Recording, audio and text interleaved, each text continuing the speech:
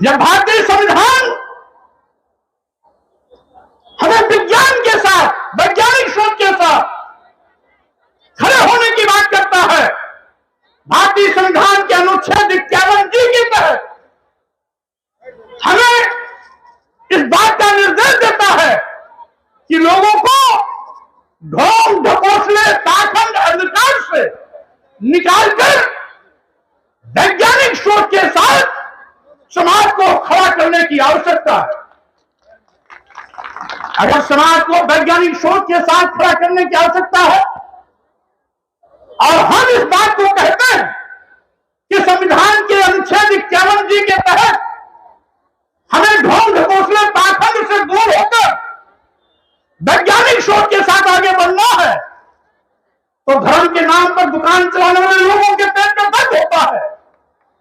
और साथियों, मैं कहना चाहता हूं, भारतीय संविधान ही आज हमारा सबसे बड़ा धर्म ग्रंथ है। भारतीय संविधान ही हमारा सबसे बड़ा धर्म ग्रंथ है। यही भारतीय संविधान 124 करोड़ लोगों के मान सम्मान की रक्षा करने की गारंटी देता है। यही भारतीय संविधान सभी धर्मों को समान रूप से आगे बढ़ने और अपने सोच के मुताबिक अपने धर्म का पालन करने का भी हिदायत देता है। लेकिन धर्म समाज के निर्माण के लिए होता है। धर्म मानव और मानवता के कल्याण के लिए होता है। धर्म राष्ट्र के और राष्ट्रवासियों के कल्याण के लिए होता है। धर्म देश के बंटवारे की बात नहीं करता है। धर्म इंसान को जानवर से मतलब जिंदगी जीने के लिए मजबूर नहीं कर सकता है।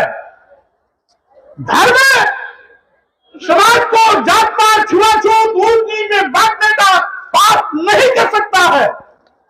और इसीलिए मैं कहना चाहता हूं, आज धर्म की दुहाई देकर के कोई संविधान की धज्जियां उड़ाएगा तो स्वाभाविक रूप से ऐसे संविधान विरोधी ताकतों से निपटने के लिए हमें आगे आना पड़ेगा।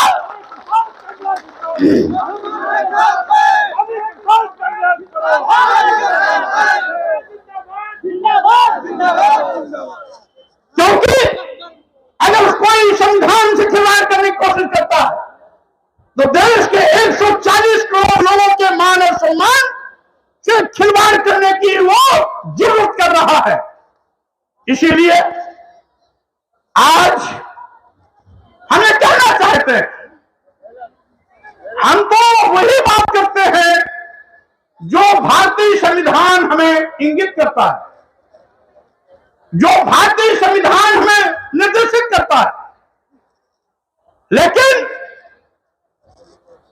अपने को धर्म का ठेकेदार कहने वाले लोग आज देश को बांटने की कोशिश में लगे हुए हैं।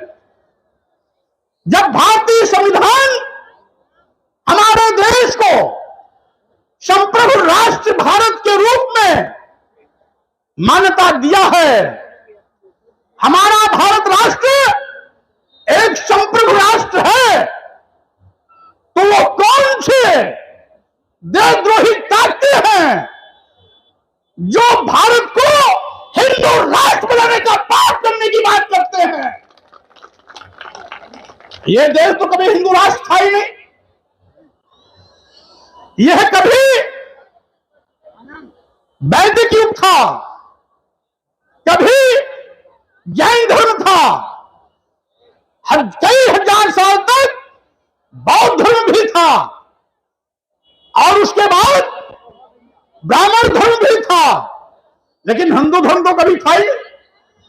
जब हिंदू धर्म कभी नहीं था तो हिंदू राष्ट्र कैसे हो सकता है? अब जब भारत राष्ट्र बन गया है तो भारत राष्ट्र में हिंदू राष्ट्र कैसे बन सकता है? और कहना चाहता हूं, साथियों, यही हिंदू महासभा के लोगों ने 1923 में देश के बंटवारे की बात उठाई थी। 1939 में जब वीर सावरकर हिंदू महासभा के राष्ट्रीय अध्यक्ष थे, तो उन्होंने इसी देश के बंटवारे की बात को द्विराष्ट्र की अवधारणा में बांटने की मांग किया था।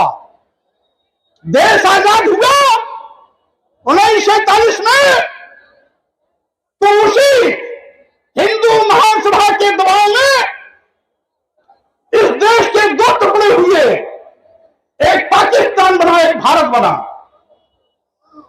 यही हिंदू महासभा के लोगों ने पहले भी इस देश का बंटवारा करवाया था। आज फिर से हिंदू राष्ट्र की बात करके ये देश के बंटवारे का बीज बो रहे हैं, क्योंकि अगर हिंदू राष्ट्र की मांग करेगा तो इस्लाम धर्म को मानने वाले लोग इस्लामिक धर्म की बात, इस्लामिक राष्ट्र की बात करेंगे। जैन धर्म को मानने वाले लोग जैन राष्ट्र की मांग करेगा। सिख धर्म के लोग सिखिस्तान राष्ट्र की मांग करेंगे। बौद्ध धर्म के लोग बुद्ध बौद्ध राष्ट्र की मांग करेगा।